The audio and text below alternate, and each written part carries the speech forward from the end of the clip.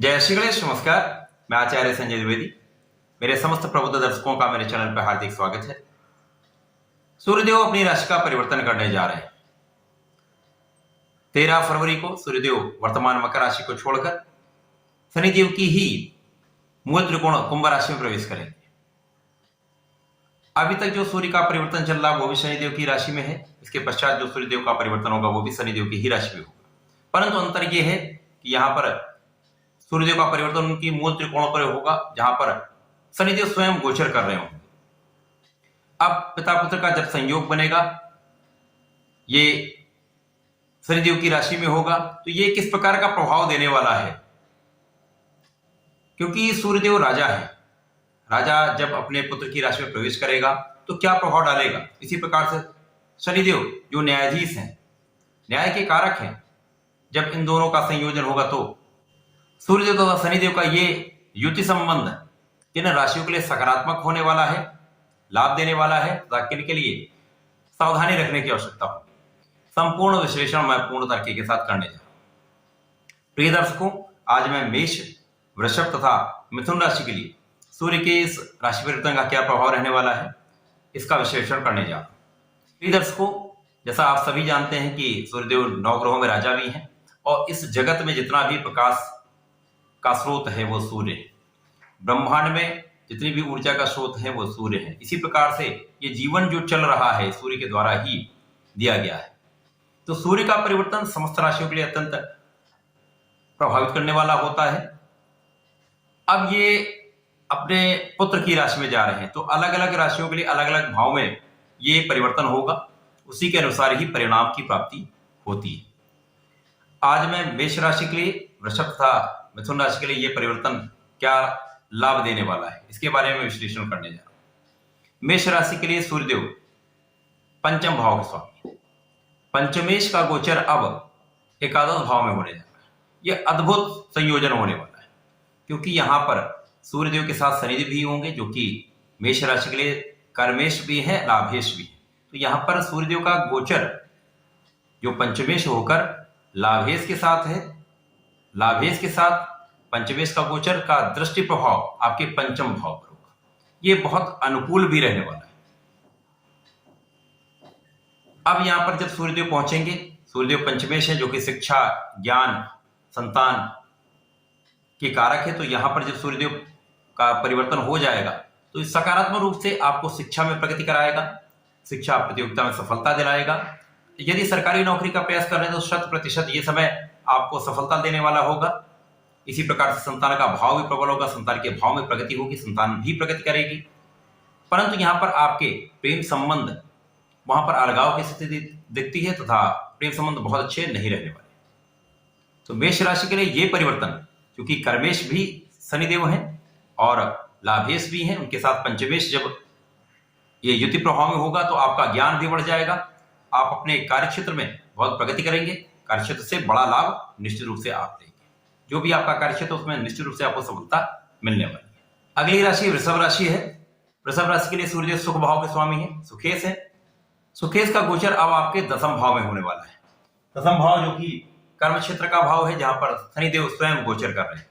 अब यहाँ पर आपके भाग्य के स्वामी भी शनिदेव हैं, आपके कर्म के स्वामी भी शनिदेव हैं। वहां पर सुख भाव के स्वामी का गोचर जब होगा तो निश्चित रूप से ये समय में आपका भाग्य पूर्ण रूप से आपके साथ में होगा। आपका कार्यक्षेत्र बहुत प्रबल होगा। कार्यक्षेत्र की प्रबलता से आप प्रबल रूप से धन का अर्जन करने वाले। यहाँ पर आपके पदोन्नति का भी योग बनेगा। यहाँ कार्यक्षेत्र में आपका नाम भी होगा, क्योंकि यहाँ पर सूर्यदेव जब भी दसम भाव में होते हैं तो ये दिग्बली होते हैं। सूर्य दिग्बली भी है, यद्यपि ये पुत्र की राशि में है, और यहाँ पर शनि भी दिग्बली है, और यहाँ शनि शश नामक राजयोग का निर्माण भी कर रहे हैं। तो वृषभ राशि के लिए अत्यंत लाभान्वित करने वाला ये समय। कार्यक्षेत्र बहुत प्रबल होगा, बहुत बड़ा धन का अर्जन करेंगे, सफलता मिलेगी। साथ ही साथ यहाँ पर आप सुखों का पूर्ण उपार्जन करने वाले हैं। यहाँ पर आप सुख समृद्धि का अर्जन करने वाले हैं। भूमि भवन वाहन का योग बनाएंगे तथा यहाँ पर केवल और केवल एक नकारात्मकता हो सकती है। यहाँ पर माता पिता से दूरी का होना संभव हो सकता है अथवा मतभेद संभव है। तो यहाँ पर अपने माता पिता का ध्यान रखेंगे तथा उनके स्वास्थ्य का ध्यान रखेंगे, उनका आशीर्वाद लेंगे तो निश्चित रूप से आप बहुत सफल भी रहेंगे, बहुत बड़ा लाभ आप लेने वाले हैं। अत्यंत शुभ ये गोचर रहने वाला है। अगली राशि मिथुन राशि। मिथुन राशि के लिए सूर्यदेव तृतीय भाव के स्वामी है, अर्थात पराक्रम के स्वामी है। अब पराक्रमी इसका गोचर नवम भाव में होने वाला है, जहां पर नवम भाव के स्वामी अर्थात भाग्य के स्वामी शनिदेव भी होंगे। शनिदेव यहाँ पर वैसे भी प्रबल अवस्था में होकर आपके भाग्य में वृद्धि कर रहे हैं, शश नामक महाराजयों का निर्माण कर रहे हैं। अब जब सूर्यदेव यहाँ पर पहुंच जाएंगे तो आपके पराक्रम को कई सौ गुना बढ़ा देंगे, क्योंकि शनिदेव की दृष्टि का प्रभाव जहां पर होता है ये उसके प्रभाव को कई सौ गुना बढ़ाते हैं। अब शनिदेव सूर्यदेव का प्रभाव जब आपके तृतीय भाव पर पड़ेगा तो निश्चित रूप से आपका परिश्रम बहुत बढ़ जाएगा, पराक्रम से आप बहुत विशाल लाभ भी लेंगे, आपका कार्यक्षेत्र बहुत प्रबल हो जाएगा। अभी तक यदि आप नौकरी का प्रयास कर रहे थे, नौकरी में सफलता नहीं मिल रही थी, तो 100% यहाँ पर आपके जीवन में परिवर्तन अवश्य आएगा, आपको कार्यक्षेत्र में सफलता अवश्य मिलेगी। यदि व्यापार करते हैं तो व्यापार में भी आपको बड़ा धन का लाभ यहाँ पर निश्चित रूप से मिलने वाला है। अब सूर्यदेव तथा शनिदेव का यहाँ पर त्रिकोण में रहकर प्रबल राज्यों का निर्माण करते हुए, यद्यपि सूर्य और शनि में मतभेद है, तो यहाँ पर एक अच्छाई ये होने वाली है, आपके कुछ अवांछित मित्र उनसे आप दूर हो जाएंगे। साथ ही साथ यहाँ पर आपके परिवार का सहयोग आपको मिलेगा, मित्रों का सहयोग मिलेगा। यहाँ पर भाग्य तथा कर्म दोनों साथ में चलेंगे। इसी के साथ साथ आप अपनी स्वास्थ्य समस्याओं से भी मुक्त होंगे। अभी तक सूर्यदेव का गोचर आपके अष्टम में था, तो कहीं ना कहीं कुछ स्वास्थ्य समस्याएं यदाकदा चल रही थी। अब जैसे ये गोचर आपके नवम भाव में आ जाएगा तो आपका अष्टम भी प्रबल हो जाएगा, तो निश्चित रूप से आप बहुत स्वस्थ भी रहेंगे, आपका मानसिक स्तर बहुत अच्छा रहेगा, आपके ज्ञान का स्तर बहुत अच्छा रहेगा, आपका परिश्रम बहुत बढ़ जाएगा, भाग्य पूर्ण रूप से आपके साथ में होगा, कर्म बहुत बढ़ जाएगा, तो कर्म क्षेत्र में आप बहुत सफल भी होंगे, बहुत विशाल आप लाभ भी लेने वाले। कार्य क्षेत्र की सफलता से आप सुखों का उपभोग भी अब करने वाले। यदि आप नौकरी का प्रयास करें तो निश्चित रूप से इस समय में आपको नौकरी नहीं मिल सकती, आपके लिए नया मार्ग बन रहा है।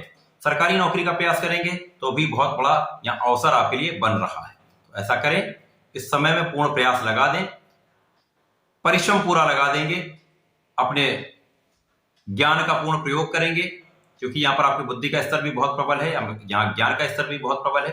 यहाँ पर पूर्ण रूप से आप अपने आप को लगा देंगे तो निश्चित रूप से आप पूर्ण सफलता प्राप्त करने वाले हैं। तो ये सूर्य का परिवर्तन आपके लिए बहुत सकारात्मक हो रहा है, कष्टों को कम करने वाला है, लाभ को बढ़ाने वाला है। ये समय बहुत अनुकूल है आपके लिए।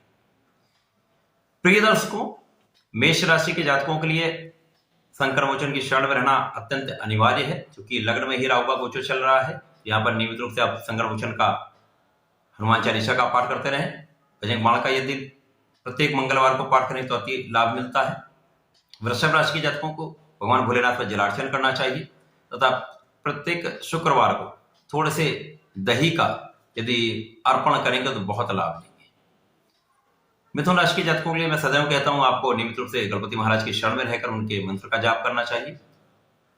इस समय में यदि आप गणपति स्तोत्रम का पाठ नित्य करते हैं तो निश्चित रूप से बहुत बड़ी सफलता आपको निश्चित रूप से मिलेगी, बहुत बड़ा लाभ आपको अवश्य मिलेगा, बहुत सारे आपके कष्ट दूर हो जाएंगे।